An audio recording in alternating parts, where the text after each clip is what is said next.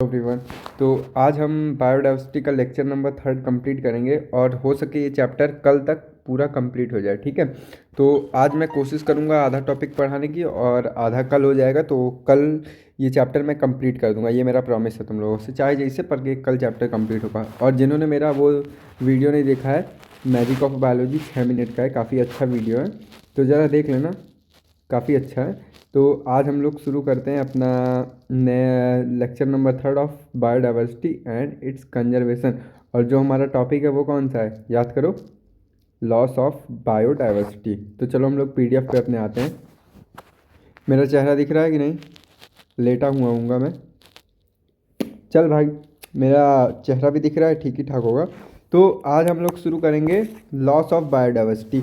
आखिर ये बायोडाइवर्सिटी का लॉस कैसे होता है, कौन बायोडाइवर्सिटी को लॉस करता है।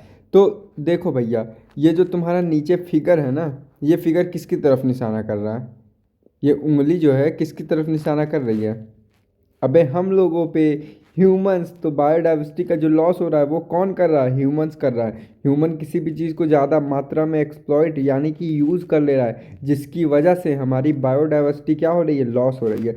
अब इसी चीज़ को समझाने के लिए ना हमारी एनसीईआरटी ने एग्जाम्पल दिया है। क्या एग्जाम्पल दिया है कि जो हमारे, ध्यान से सुनना तुम लोग, जो हमारे पैसिफिक आइलैंड है, पैसिफिक आइलैंड मतलब कि ऐसा आइलैंड जो जिसके चारों तरफ ना क्या हो, पानी से घिरा हुआ हो, ऐसा पैसिफिक आइलैंड जो कि कहाँ पाया जा रहा हो, याद रखना, ट्रॉपिकल रीजन। अब एक सवाल यहाँ से मेरे को बताओ तुम लोग जल्दी से कि ट्रॉपिकल रीजन में क्या मैं ये बोल सकता हूँ कि वहाँ पे डाइवर्सिटी ज़्यादा होगी। हाँ मेरे भाई, क्यों ज़्यादा होगी, क्योंकि पहला रीज़न तुम्हारा क्या है, सनलाइट है। दूसरा क्या है, वहाँ पे लॉस सीजनल चेंज है।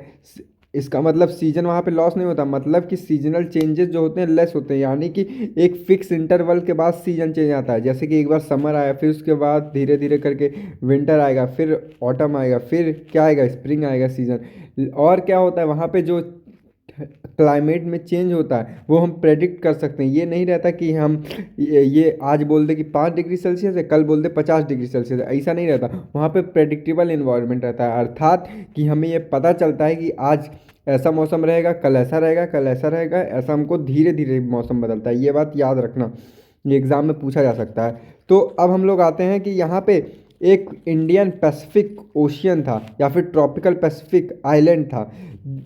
क्या था, tropical Pacific island by human is said to have lead the, जो वहाँ पे जब ये इसका मैं अच्छे से मतलब तुमको समझाता हूँ। मान लो ये एक आइलैंड हुआ, ठीक है मेरे भाई, ये एक आइलैंड हुआ और इस आइलैंड को मैं फील देने के लिए ग्रीन कलर से दिखा रहा हूँ। ध्यान से समझना, मैं बोलने की कोशिश कर रहा हूँ। ये तुम्हारा आइलैंड हुआ और ये कौन सा आइलैंड है, ट्रॉपिकल पैसिफिक आइलैंड है। इतनी बात समझ में आई। अब ये देखो, आइलैंड क्या होता है, जो चारों तरफ से किससे घिरा हो, पानी से घिरा हो। तो ये भैया तुम्हारा चारों तरफ क्या है, ये चारों तरफ इसके पानी पानी है। आज ब्लू है, पानी पानी पानी पानी पानी पानी। अब ठीक है, तो ये इसके चारों तरफ पानी हो गया। अब देखो भैया, जब ट्रॉपिकल रीजन पे डाइवर्सिटी ज़्यादा होगी, क्यों ज़्यादा होगी, मैंने अभी रीजन बताया तो रिपीट नहीं करने वाला। तो यहाँ पे डाइवर्सिटी ज़्यादा होगी, लेकिन जैसे ही यहाँ इस आइलैंड पे हम जैसे मानव आ गए, हम जैसे मतलब तुम जैसे, मेरे जैसा नहीं, हम जैसे मानव आ गए यानी कि ह्यूमंस आ गए, तो वहाँ पे ह्यूमंस आए तो उन्होंने क्या करना शुरू कर दिया, उन्होंने पक्षियों का, बर्ड का शिकार करना शुरू कर दिया। अर्थात कि जो हमारी बायोडाइवर्सिटी है वहाँ पे ख़त्म हो गई। लगभग देख लो यहाँ पे मोर देन 200 बर्ड की स्पीसीज, 2000 सॉरी, 2000 बर्ड की स्पीसीज वहाँ पे हमने ख़त्म कर दी। किसने ख़त्म किया, किसने ख़त्म किया, ये भैया मानव ने, अर्थात कि ह्यूमन ने। कहाँ पे, ये ना याद रखना, ट्रॉपिकल पैसिफिक आइलैंड पे। इतनी बात समझ में आ गई। अब यहाँ पे कुछ डेटा दिया है जो तुमको याद करना पड़ेगा, 1 मिनट रुकना। अब यहाँ पे कुछ डेटा है जो तुमको याद करना पड़ेगा, ठीक है। तो क्या क्या है जरा हम लोग देख लेते हैं। कि यहाँ पे ये बोला है इन आईयूसीएन, आईयूसीएन का फुल फॉर्म बताना जरा मेरे को, international union for for conservation of nature and natural resource. इतनी बात समझ में आई। ये कब स्थापित हुआ था, कब बना था, 2004 में। तो इनके डॉक्यूमेंट में जब हमने देखा तो ये बोलते हैं हमको कि 784 स्पीसीज जो है अब तक क्या हो गई हैं, एक्सटिंक्ट हो गई हैं। और उसमें से कौन कौन सी थी जरा ये भी देख लेना। ये कहाँ की बात कर रहा हूँ मैं, ये कहाँ की बात कर रहा हूँ, ये भैया मैं यहीं की बात कर रहा हूँ। जिस कहाँ की भैया, हमारा जो बायोडाइवर्सिटी लॉस हो रहा है उसकी बात कर रहा हूँ, ये बात याद रखना। तो इन्होंने देखा कि 2004 में हमारी 784 स्पीसीज क्या हो गई, पूरी एक्सटिंक्ट हो गई। और उसमें कौन कौन थे जरा ये भी देख लेना। ये इंडियन पैसिफिक आइलैंड की बात कर रहा हूँ, मतलब ट्रॉपिकल पैसिफिक आइसलैंड की बात कर रहा हूँ। तो यहाँ पे इन्होंने ये देखा कि IUCN ने कि 7, फिर कितना है भैया, 8 4, 784, इसको याद करो, 784 784 784 784 784 784 स्पीसीज थी, 7 8 4, इतनी स्पीसीज थी जो कि क्या हो गई थी, कंप्लीटली एक्सटिंक्ट हो गई थी।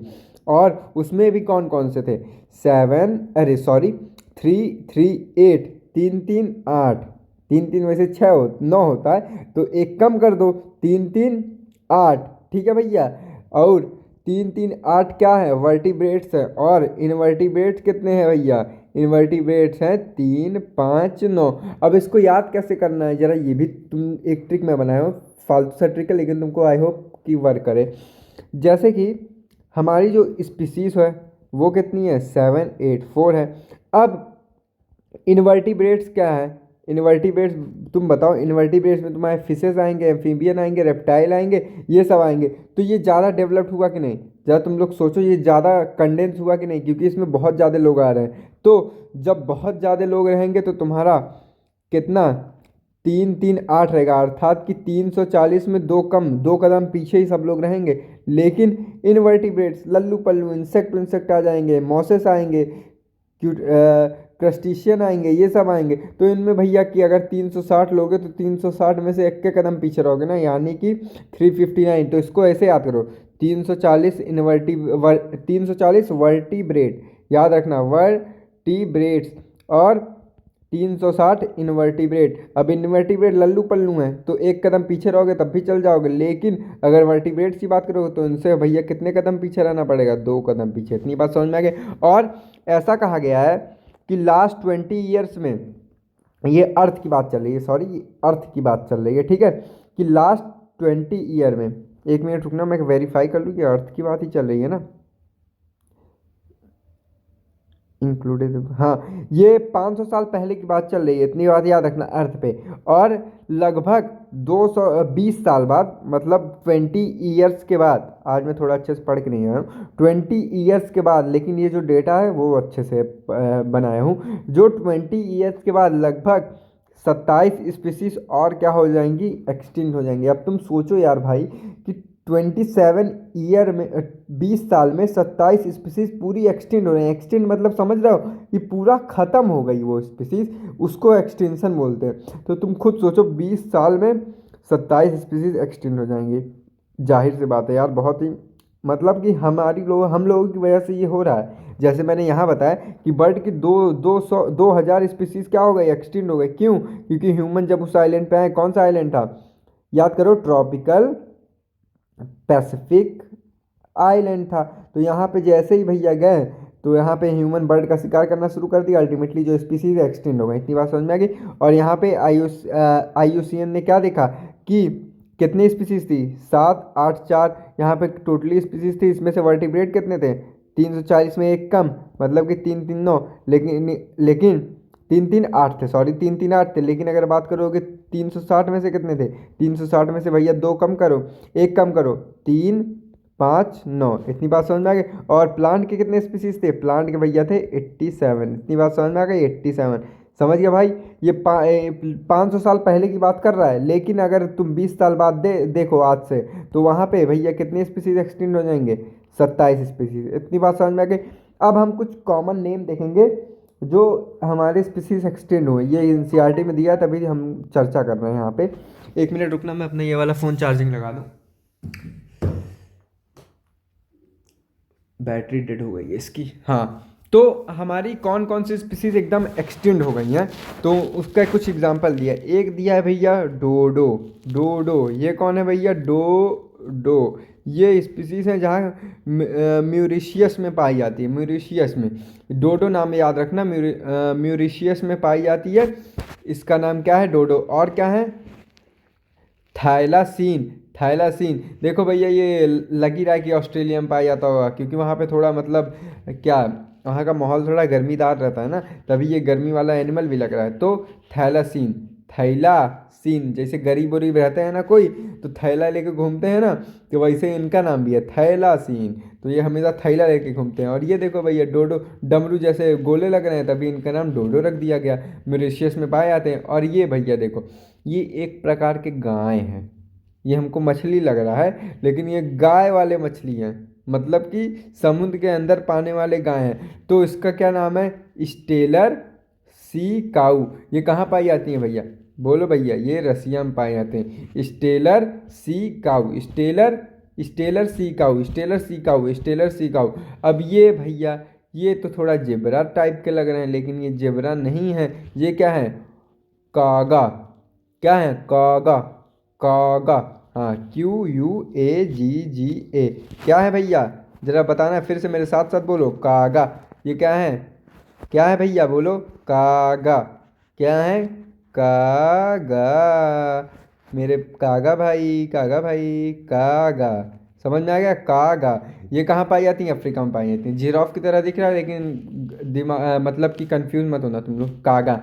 ठीक है, तो एक बार फिर से लेते हैं। मॉरिशस में कौन पाए जाते हैं? डोडो पाए जाते हैं। और थैलासीन में, थैलासीन वाले कहाँ पे पाए जाते हैं? ऑस्ट्रेलिया में पाए जाते हैं। और अगर बात करें स्टेलर, स्टेलर सिकाऊ की, वो रसिया में पाई जाती है। और अल्टीमेटली हम इसकी बात करें कागा की, ये कहाँ पाई जाती है भैया? बोलो भैया, ये कहाँ पाई जाती है? अफ्रीका में। कहाँ? अफ्रीका में पाई जाती हैं? ज़रा देखो, अफ्रीका में पक्का हो ना? अफ्रीका में पाई जाती हैं, सही बात है ना? चलो भाई, तुम्हारे साथ साथ मेरे को भी याद हो जाता है। तो अब हम टाइगर की स्पीसीज देखते हैं कि कौन कौन से टाइगर एक्सटिंड हो गए हैं। देखो भैया, ये देख रहे हो तुम, ये टाइगर है बाली टाइगर। कौन है? बाली। BALI स्पेलिंग तुम लोग को दिख रहा होगा। ये देखो, बाली टाइगर, ये बाली टाइगर है। इसका अच्छा से फोटो देख लो। और ये कौन से टाइगर है भैया? ये जावन है। क्या है भैया? क्या है भैया? बोलो, जावन टाइगर। जावन, JAVAN, जैसे जीवन होता है ना, जीवन, वैसे इनका नाम है जावन। बाली जावन, गाना नहीं लग रहा है? बाली जावन, बाली जावन कस्पेन, बाली जावन कैस्पेन, बाली जावन कैस्पेन, बाली जावन कैस्पेन। इतनी बात समझ में आ गई? बाली जावन कैस्पेन, इतनी बात समझ में आ गई? ये गाना याद रख लो, बाली जावन। और इसका देख लो, इसका थोड़ा ये उठा हुआ है, कस पेन। यहाँ पे देखो PAN है, ये कंफ्यूज मत होना स्पेलिंग, कस पेन। इतनी बात समझ में आ गई? ये इसकी करेक्ट स्पेलिंग है, बाली जावन कस पेन। इतनी बात समझ में आ गई? अब हम लोग दूसरे पॉइंट पे आते हैं। यहाँ पे क्या लिखा जा रहा है ये भी पढ़ते हैं हम लोग, कि जो हमारा क्या होता है, एक्सटिंक्शन होता है across taxa are not random. मतलब कि क्या ऐसे कौन स्पीसीज एक्सटेंड हो जाती है क्या? तुम खुद सोचो, क्या ह्यूमन ऐसे एक्सटेंड हो जाएंगे? कोई रीजन होगा ना भैया। तो ह्यूमन ऐसे ही क्या होती हैं, एक्सटेंड नहीं होती हैं। रैंडमली कोई भी चीज़ एक्सटेंड नहीं होगी। Some groups like amphibia appear to be more वनरल टू एक्सटिंक्शन। मतलब जो एम्फीबियंस हैं वो क्या होती हैं, एक्सटिंड होने के कगार पे हैं। मतलब कि काफ़ी वो वनरेबल है, वो एक्सटिंड हो सकती हैं। लेकिन ऐसा नहीं है कि रैंडमली कोई स्पीसीज एक्सटिंड हो जाएगी। और more than 15500 species in world wide facing the threat of extinction. मतलब कि 15,500 स्पीसीज ऐसी हैं जो भैया जिनके ऊपर खतरा मंडरा रहा है। कैसन खतरा मंडरा रहा है? उनके ऊपर ऐसा खतरा मंडरा रहा है कि वो कभी भी भैया एक्सटेंड हो सकती हैं। उनके पास थ्रेड है, डर है कि वो कभी भी एक्सटेंड हो सकती हैं। अब ये बल्मा गांव ने, ये क्या है जरा ये समझना, ये है तुम्हारा B for bird, G for gymnosperm, A for angiosperm, N for, Yama for क्या होगा? इसका ट्रिक मैं 1 मिनट रुको देख लेता हूँ। 1 सेकंड रुकना यार।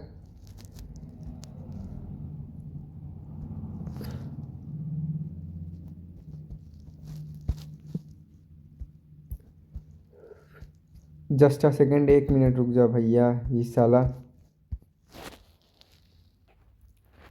हाँ चलो मैं आ गया यार। ये ट्रिक थोड़ा मैं भुला गया था, क्योंकि आज मैं सही बताऊँ पढ़ के नहीं आया हूँ। तो ये ट्रिक मुझको याद आ गई है। मैंने यहाँ बी फॉर बलमा, गाओ ना, बलमा गाओ ना, B for bird, M for mammal, G for NGO, A for amphibia. अब बोलोगे ना फॉर, अबे ना थोड़ा गाना बन जाएगा ना भैया। बी फॉर बलमा, आओ ना। अब बलमा आओ, बस ससुर ऐसे लग रहा है जैसे गरिया रहे हो किसी को। तो एक चीज़ मैं यहाँ पे बताने जा रहा हूँ, काफ़ी ज़्यादा इंपॉर्टेंट है, कि बर्ड, फिर उसके बाद कहते हैं मैमल, फिर उसके बाद क्या था? एनजीओ, फिर उसके बाद क्या था? फिर उसके बाद क्या था? जरा बताना मेरे को। बल्मा आओ ना, एम्फीबिया। ये जो स्पीसीज हैं, इनकी कितनी है? 12, 23, 31, 32, इतनी स्पीसीज हैं। ठीक है, इतनी बात समझ में आ गई कि ये लगभग कितनी कितनी स्पीसीज है बर्ड की? 12, मैमल्स की 23, एनजीओ की 31, और एम्फीबिया की 32 स्पीसीज हैं। इतनी बात समझ में आई कि नहीं भैया? अब यहाँ पे ये क्या दिखा रहा है? ये भैया हमारे हैं पूर्वज। ये स्पीसीज याद कर लेना, अपने दिमाग में बसा लेना कि बर्ड की कितनी स्पीसीज हैं? 12, मैमल्स की 23, एनजीओ की 31, और एम्फीबिया की 32, अर्थात की 32। और ये अब क्या दिखा रहा है? ये भैया हमारे पूर्वजों की क्या दिखा रहा है? वो दिखा रहा है, स्कल स्कल दिखा रहा है, या फिर बोल दो हड्डी वड्डी दिखा रहे हैं। तो हमको क्या लेना देना? ये हमारे पूर्वज थे जो कि चले गए, अब जाने दो। अब यहाँ पे ये क्या दिखा रहा है? यहाँ पे देखो भैया, डाइवर्सिटी दिखा रहा है कि लगभग हम बताओ किस टाइम पे हैं। कहा ऐसा जाता है ना कि ये हमारा छठवां बारी है। मतलब क्या है छठवां बारी का? कि अब तक धरती 5 बार ख़त्म हो चुकी है। सोच लो, हम लोग छठवीं बार आए हैं, मतलब कि 5 बार धरती पूरी क्या हो गई है? एक्सटिंक्ट हो गई है। लेकिन हम लोग छठवीं बार आए हैं, तो वही ये दिखा रहा है कि ये अब की जब आएगा ना, एक्सटिंक्शन जब होगा ना, तो हमारी धरती एकदम ऐसी हो जाएगी। मैंने स्टार्टिंग में दिखाया था 200 साल बाद हमारी धरती कैसे होगी। वो टाइम ऐसा रहेगा जब सब लोग एक्सटिंक्ट हो जाएंगे, अर्थात कि ख़त्म हो जाएंगे। अब ये क्या है? ये भैया एक ठो लड़की है, एक ठो लड़के को मार रही है। तो इसके कहने का मतलब क्या है? फिगर मैंने कुछ सोच के डाला है कि ये पहले मैं रीड करता हूँ। इन जनरली लॉस ऑफ डाइवर्सिटीज में इन अ रीजन में लीड टू, क्या क्या रीज़न हो सकता है लीड करने का लॉस ऑफ बायोडाइवर्सिटी?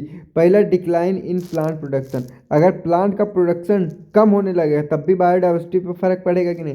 अब तुम बोलोगे कैसे फ़र्क पड़ेगा, जरा ये भी देख लो। जब प्लांट प्रोडक्टिविटी कम मेरे भैया, तो एनिमल खाएंगे क्या? जब एनिमल खाएंगे नहीं, तो अल्टीमेटली वो सर्वाइवल और रिप्रोडक्शन नहीं कर पाएंगे, और जब सर्वाइवल और रिप्रोडक्शन नहीं कर पाएंगे तो उनकी भी क्या होगी? प्रोडक्टिविटी कम होगी। दूसरा रीज़न क्या है? Lowered resistance to environment predictable such as drought. कि जो हमारा इन्वायरमेंट है, मैंने पहले भी ये सब रीज़न बता दिए, जो हमारा इन्वायरमेंट है उसको हम क्या कर सकते हैं? प्रेडिक्टेबल कर सकते हैं, अर्थात कि प्रेडिक्ट कर सकते हैं। लेकिन जो लोअर रेजिस्टेंस ऑफ इन्वायरमेंट पर परटुर्बेशन सच एज डॉट, जैसे कि जो हमारे यहाँ ड्रॉट आ गया या फिर सुनामी आ गई, वो जब आ जाता है तब भी भैया हमारा बायोडाइवर्सिटी इसमें मतलब कि बायोडाइवर्सिटी जो है वो ख़राब होगी कि नहीं? अब तुम बोलोगे कैसे ख़राब होगी, ज़रा ये भी सुनो।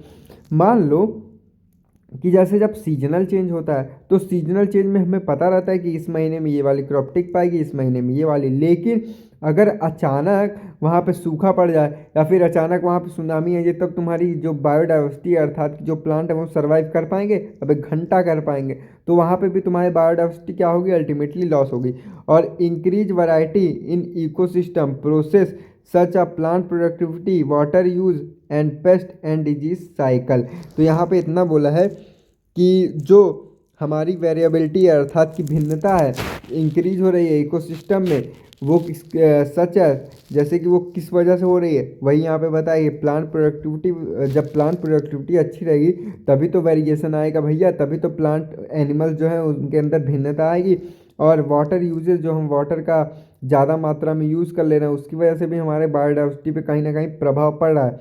और जो पेस्ट एंड डिजीज साइकिल है, जो हमें बीमारी हो जाती है किसी पेस्ट से या फिर किसी भी डिजीज कॉजिंग एजेंट से, उससे भी हमारी जो बायोडाइवर्सिटी है वो उसका क्या होता है? हार्म होता है। अभी कोई भैया हमको हमारे अंदर कोई पेस्ट अटैक कर दिया तो अल्टीमेटली क्या होगा? हम सफ़र कर जाएंगे किसी चीज़ से। और जब हम सफ़र कर जाएंगे मतलब कि हमें डिजीज़ जब हो गया तो अल्टीमेटली हम भी क्या हो सकते हैं? मर सकते हैं। सही बात है कि नहीं? तो यहाँ पे वही बोला है कि increased variability to in certain ecosystem progress such as, जो हमारी इकोसिस्टम में प्रोग्रेस हो रहा है किसकी वजह से हो रहा है? जब प्लांट प्रोडक्टिविटी अगर बढ़ जाए, प्लांट प्रोडक्टिविटी और साथ में क्या, वाटर यूजेस और पेस्ट एंड डिजीज साइकिल, जो पेस्ट एंड डिजीज की साइकिल चल रही है कि हमें कोई पैथोजन आएगा इन्फेक्ट करेगा तो हमारे अंदर सिम्टम्स आएंगे, और अगर वो सिम्टम ज़्यादा बढ़े तो हमारी डेथ भी हो सकता है। इतनी बात समझ में आ गई? तो आज मैं यहीं तक करूँगा और कल हम लोग एक काम करता हूँ, मैं ये भी पढ़ा देता हूँ कि कॉजेज ऑफ बायोडाइवर्सिटी लॉसेस, इसका मतलब क्या है। अच्छा, एक चीज़ मैं बताना चाहूँगा तुम लोगों को कि एक लड़का है शुभम करके, मैंने तुमको किसी लेक्चर में बताया भी होगा। ये लड़का यार मेरे पीछे हाथ धो के पड़ गया, तो क्या मैं इस पर एक रोस्ट वीडियो निकालूँ क्या? अगर जिसको चाहिए होगा तो मेरे को कमेंट करना प्लीज़ यार, सच में। तो यहाँ पे 4 रीज़न है जिसकी वजह से हमारा जो बायोडाइवर्सिटी है वो कॉज होता है। क्या क्या है? एक, अगर बायोडाइवर्सिटी लॉस होता है मतलब कि बायोडाइवर्सिटी को हम खो देते हैं, क्या क्या कॉज है? 4 मेन कॉज है, तभी तो इविल क्वार्टर लिखा है। इविल मतलब बुराई, क्वार्टर मतलब 4, 4 बुराइयां हैं। तो क्या क्या?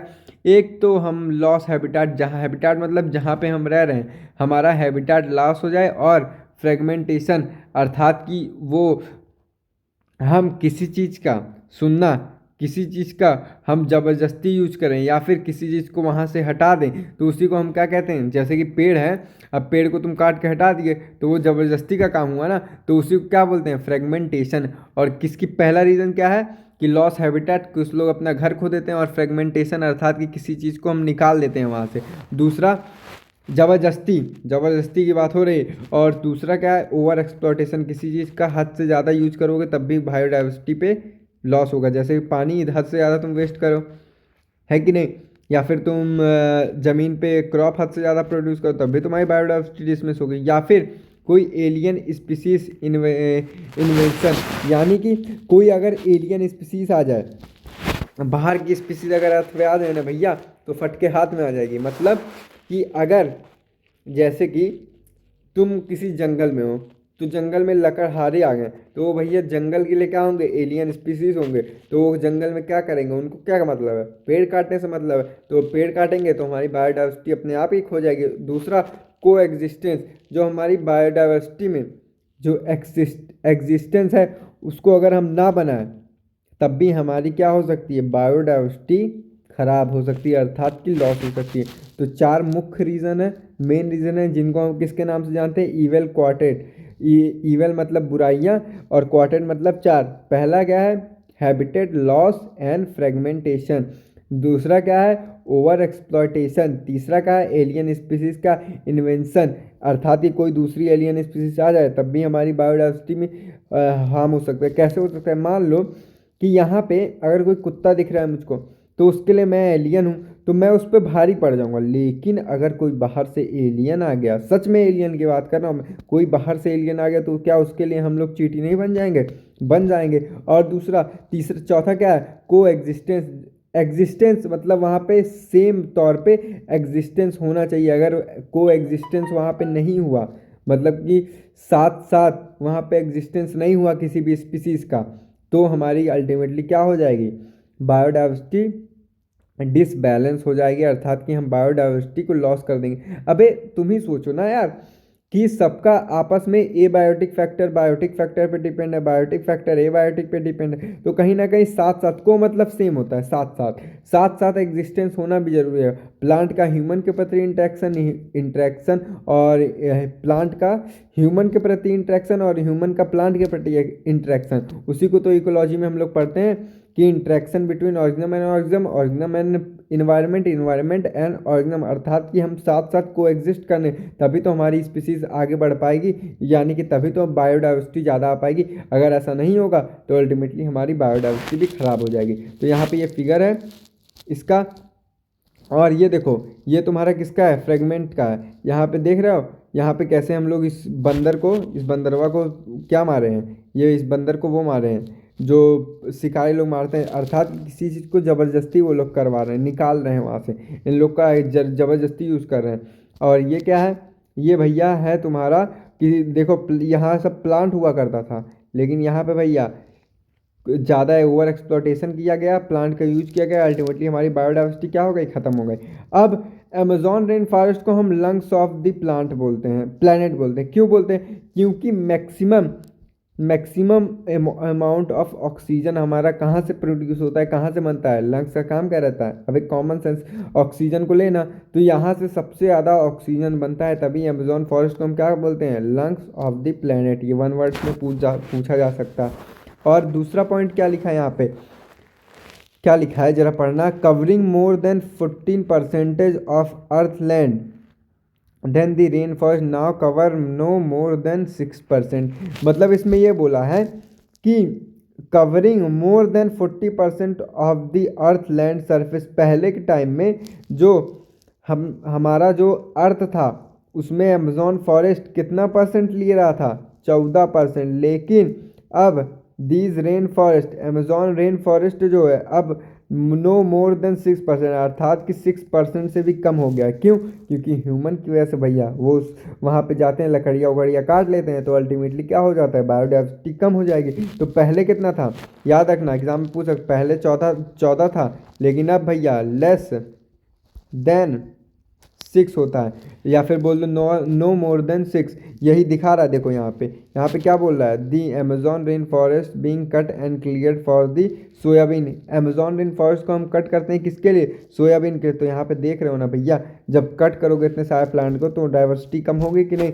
तो इसको हम कट क्यों करते हैं, यहाँ पे रीज़न भी लिखा है क्योंकि यहाँ पे सोयाबीन का हम खेती करते हैं। इतनी बात समझ में आई। अब यहाँ पे क्या दिया है, for conventional to grassland of raises beef kettles, मतलब यहाँ पे हम ग्रासलैंड में जो हमारे कैटल्स होते हैं उनको क्या करते हैं, चरने के लिए छोड़ते हैं। और यहाँ पे क्या दिया है, देखो ये हाथी वाथी जो मर रहे हैं, ये भैया काहे हो रहा है, क्योंकि हमारा जो डाइवर्सिटी है, मतलब जो हमारी इकोसिस्टम है, वहाँ पे हम प्लांट को अल्टीमेटली क्या कर रहे हैं, कट कर दे रहे हैं। जब प्लांट को कट कर देंगे तो ये लोग ऑटोमेटिकली मर जाएंगे। या फिर जो शिकारी होते हैं, ये एलिफेंट है, अभी तुमने जल्दी में ही लगभग 5-6 महीने हो रहे होंगे, तुमने सुना होगा कि एक हाथी का बच्चा मर गया था। तो यहाँ पे हम लोग क्या कर रहे हैं, ह्यूमन क्या कर रहा है, हाथी के बच्चों को मार दे रहा है। अल्टीमेटली क्या हो रहा है भैया, फ्रेगमेंटेशन हो रहा है। देखो भैया यहाँ पे फ्रेगमेंटेशन लिखा भी गया है। तो ये कैसे हो रहा है फ्रेगमेंटेशन की, मतलब ज़बरदस्ती हम काम करवा रहे हैं। तो यहाँ पे क्या लिखा है जरा हम देख लेते हैं, when large habitat are broken into the small fragment, मतलब कि कोई लार्ज हैबिटेट है उसको हम ज़बरदस्ती अपने काम के लिए यूज़ कर रहे हैं और उसको अल्टीमेटली क्या बना दे रहे हैं, हम स्मॉल फ्रेगमेंट बना रहे हैं। Due to the human activity, मतलब जो ह्यूमन वहाँ पे एक्टिविटी कर रहा है, mammal and bird require large territories and certain animal which migrate habitat and badly effect, मतलब कि ये किसके किसके लिए नुकसान है, जरा ये भी देखना कि जो बर्ड होते हैं या फिर मैमल होते हैं उनको क्या चाहिए, लार्ज टेरिटरी चाहिए, मतलब ज़्यादा एरिया चाहिए। और कुछ एनिमल ऐसे होते हैं विच माइग्रेट हैबिट और बैडली अफेक्ट, जो एक जगह से दूसरी जगह माइग्रेट होते हैं उनको भी काफ़ी फ़र्क पड़ता है। यार तुम खुद सोचो, क्या तुम एक जगह से दूसरी जगह जाना पसंद करोगे, मेरे हिसाब से मैं तो नहीं पसंद करूँगा। तो इसी वजह से वो क्या होते हैं, उनकी बायोडाइवर्सिटी अल्टीमेटली कम हो जाती है। और इन लोगों को ज़्यादा एरिया चाहिए, मतलब कि लार्ज टेरेस्ट्रियल एरिया चाहिए। तो यहाँ पे भैया अल्टीमेटली क्या होता है, स्पीसीज क्या हो जाती हैं, एक्सटिंक्ट हो जाती हैं, और लीड्स टू पॉपुलेशन डिक्लाइन। अर्थात कि जब कोई स्पीसीज एक जगह से दूसरी जगह नहीं जा पाएगी। अबे ज़रूरी थोड़ी ना कोई एनिमल एक जगह से दूसरी जगह चला जाए बर्ड के अलावा। बर्ड तो भैया उड़ के चली जाएगी, और सबका क्या हुआ, और सब क्या करेगी। तो इसी तरह और जो बर्ड हुआ और मैमल हुआ, ये लोग को भी भैया बड़ी टेरिटरीज चाहिए। तो अल्टीमेटली क्या होता है, हमारा जो पॉपुलेशन होता है डिक्लाइन करता है। क्यों? क्योंकि यहाँ पे एनिमल अपना काम शुरू कर देते हैं और अल्टीमेटली जानवरों को भागना पड़ता है, या फिर एनिमल इन लोग को मार देते हैं। अब यहाँ पे देखो भैया ओवर एक्सप्लॉयटेशन, मतलब कि ये देखो भाई साहब हैं, ये क्या कर रहे हैं, अर्थ को काट के खा रहे हैं। गजब बैल आदमी है। इनको देखो, ये मिस्टर एंड मिस्टर हैं और ये मिसेस हैं। ये लोग देखो अर्थ का खा रहे हैं, अर्थ का जूस बना रहे हैं। यहाँ पे देख लो भैया, इतने यहाँ पे ये दिखाने की कोशिश कर रहा हूँ कि जो हमारा रिसोर्स है उसको क्या कर रहे हैं, ये ओवर एक्सप्लॉयटेशन कर रहे हैं। और यहाँ पे एक चीज़ लिखा गया है कि नीड टर्न्स टू ग्रीड, मतलब कि ज़रूरत भर कोई चीज़ यूज़ करो, ऐसा ना रहे कि उसको लालच बना लो। शौक अच्छी चीज़ है लेकिन लालच अच्छी चीज़ नहीं है। समझ में आया? लालच कभी भी अच्छी चीज़ नहीं होती, वही मैंने लिखा है। अब यहाँ पे दो स्पीसीज और हैं जो एक्सटिंक्ट हो गए, ये तो मैंने बता दिया। स्टेलर सी काऊ ये कहाँ पाई जाती है, जरा एक बार रिकैप कर लो, रशिया में। क्योंकि ये सब बार बार इसलिए रिकैप करवा रहा हूँ ताकि तुमको दिमाग में बैठ जाए। और ये भैया पहले ज़माने में ना खत पहुंचाने के लिए बताया था। अब तो तुम व्हाट्सएप या देते हो, या फिर तुम ये बोल लो कि मैसेज कर देते हो। लेकिन पहले के ज़माने में कबूतर से भेजते थे। तो पेंगुइन है लेकिन पैसेंजर, अर्थात कि मैसेज देने में काम आती थी। तो ये कौन सी, ये भी क्या हो गई है, इस टाइम एक्सटेंड हो गई है। कौन सी स्पीसीज है ये, पैसेंजर स्पीसीज। इतनी बात समझ में। अब यहाँ पे देखो भैया, यहाँ पे ये दिखा रहा है कि हम मानव कितने दुष्ट हैं कि इतनी सारी मछलियाँ पकड़ रहे हैं। ज़रा तुम खुद देखो, इतनी सारी मछलियाँ पकड़ रहे हैं तो हमारी बायोडाइवर्सिटी को कितना नुकसान पहुंच रहा होगा। तो यहाँ पे क्या लिखा है, जरा ये देखते हैं। Many marine fishes pollution around the world over harvested and endangered, मतलब कि वो खतरे में है। इस continue extincted of some commercial important species, मतलब कि जो कॉमर्शली हम क्या कर रहे हैं, उस स्पीसीज को क्या कर रहे हैं, यूज कर रहे हैं, जिसके कारण जो हमारी पॉपुलेशन है वो डिक्लाइन कर रही है और हमारी पॉपुलेशन पे फ़र्क पड़ रहा है। अब यहाँ पे एलियन स्पीसीज इन्वेंशन की एक डिफिनेशन लिखी है, तुम पढ़ लो। मैंने जो बताया था कि कोई बाहर से कोई स्पीसीज आ जाए तो उसके लिए वो एलियन ही होगा जो उसको हार्म करे। जैसे कि इंडिया में अगर मतलब पूरे वर्ल्ड में बात कर लो, अर्थ की बात करोगे तो अर्थ पे हम ही भैया एलियन, सही बताया। तो when the alien species are introduces, मतलब हम लोग कहीं इंट्रोड्यूस कर दिए, कहाँ इंट्रोड्यूस कर दिए कि यूनी टेंडिन यूनी टेंडिनली और deliberately for whatever purpose, किसी पर्पज के लिए कहीं पे हम लोग इंट्रोड्यूस कर दिए। Some of them turn invasive and cause decline और extinction of the indigenous species, मतलब किसका यही है सिंपली कि अगर हम लोग कहीं और रख दिए गए तो अल्टीमेटली हम क्या करेंगे, हमारा पर्पज़ रहेगा कि वहाँ के जो स्पीसीज़ हैं उनको हम अपने फ़ायदे के लिए यूज़ कर सकें, या और जब यूज़ करेंगे तो हम वहाँ की पॉपुलेशन क्या होगी, एक्सटेंड होगी। अल्टीमेटली वहाँ पे क्या होंगे, स्पीसीज़ एक्सटेंड हो जाएंगे।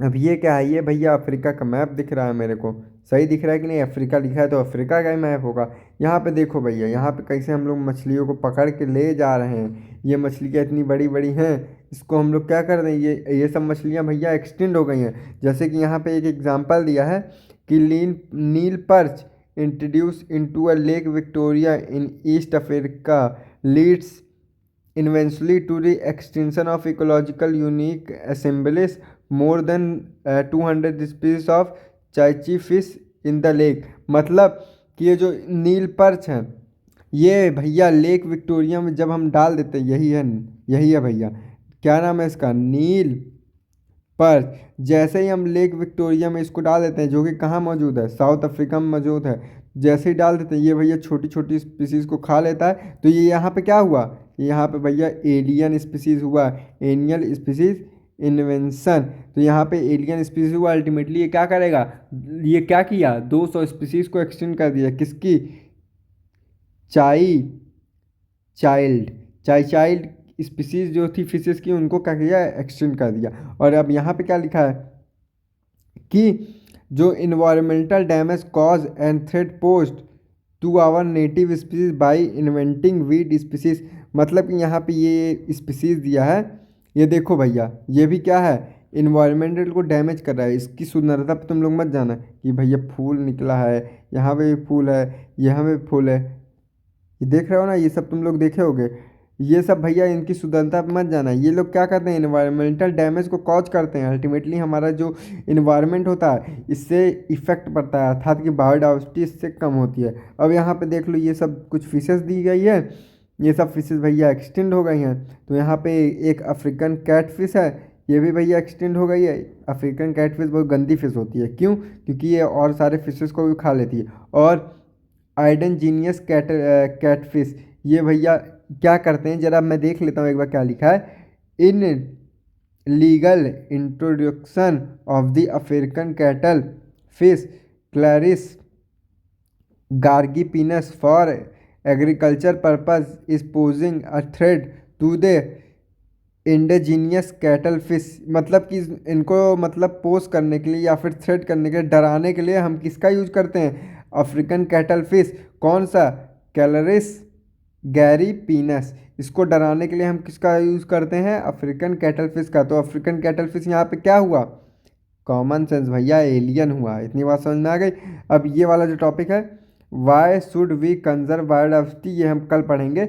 आज बस यहाँ तक, ये मधुमक्खी तक हम खत्म करेंगे। अब को एग्जिस्टेंस क्या होता है, when the host fish species become extended it uniquely assemble of parasite also meet to the same fate। मतलब कि यहाँ पे ये बोल रहा है, जब कोई भी होस्ट फिशेस क्या है, होस्ट फिश स्पीसीज, मतलब कि जो जिस पे हम लोग रह रहे हैं वो होस्ट रहेगा, जो रहेगा वो क्या रहेगा भैया, होस्ट तो वही रहता है ना जिस पे हम लोग रहते हैं। तो कोई होस्ट स्पीसीज क्या करे, एक्सटेंड हो गई, तो उसके बाद जो उसके अंदर यूनिक सिंबल है, जो पैरासाइट उस पर आके रहा है, also meet the same fate. मतलब यहाँ पे साथ साथ वो लोग रहे हैं ना, तो को मतलब साथ साथ, मतलब कि अर्थात कि वो साथ साथ क्या हुए, एक्सटेंड हुए हैं। और यहाँ पे क्या बोला है, को एवोल्यूशन, मतलब कि साथ साथ वो इवॉल्व हुए। जैसे कि अगर ये फ्लावर अपना जो फ्रेग्रेंस है या फिर तुम बोल लो नेक्टर ना बनाए, तो तुम्हारा जो हनी बी है क्या शहद बना पाएगा, नहीं। तो ये क्या हुआ, को एक्सिस्टेंस, अर्थात कि साथ साथ ये एग्जिस्ट हुए और साथ साथ रहे हैं। तो को एवोल्यूशन प्लांट पॉलिनेटर म्यूचुअलिज्म, अर्थात कि दोनों का फायदा हो रहा है। Where extension of the one invariable leads to the extension of other, अर्थात कि अगर एक लोग यहाँ से एक्सटेंड हुए, अर्थात कि फ्लावर मरा तो बी भी मर जाएगा अल्टीमेटली, क्योंकि बी को फूड नहीं मिलेगा। और यहाँ पे मछली, अगर मछली मरा तो वहाँ पे उस पे जो रह रहे हैं, मछली जब मर जाएगा, कॉमन सेंस लगा, मछली भी तो खाएगा, तो मछली खाएगा तो अपनी बॉडी में पहुँचाएगा। जब वहाँ पे पैरासाइट रहेंगे उनको भी खाने के लिए कुछ चाहिए, जब मछली मर गया तो अल्टीमेटली उनको फूड नहीं मिलेगा जो वहाँ पे पैरासाइट है, और अल्टीमेटली क्या होगा, वो साथ साथ वो भी टैब बोल जाएंगे। इतनी बात समझ में आ गई। अब कल हमारा क्या टॉपिक रहेगा, बायोडाइवर्सिटी कंजर्वेशन में why should we conserve biodiversity, क्या ज़रूरत है हमको बायोडाइवर्सिटी को कंजर्व करने की। और लगभग 30 पेज और बचा है, कल मैं तुम लोग को क्लियर कर दूंगा, ठीक है भाई। तो आज के लिए इतना ही करते हैं। तो चलिए आज की बातें यहीं तक, कल की बातें कल करेंगे। जय हिंद जय भारत, साइनिंग ऑफ। और थोड़ा लाइक वाइक कर दिया करो यार तुम लोग, भौकाल बनता है भाई का। चलो ठीक है, चलता हूँ, बाय।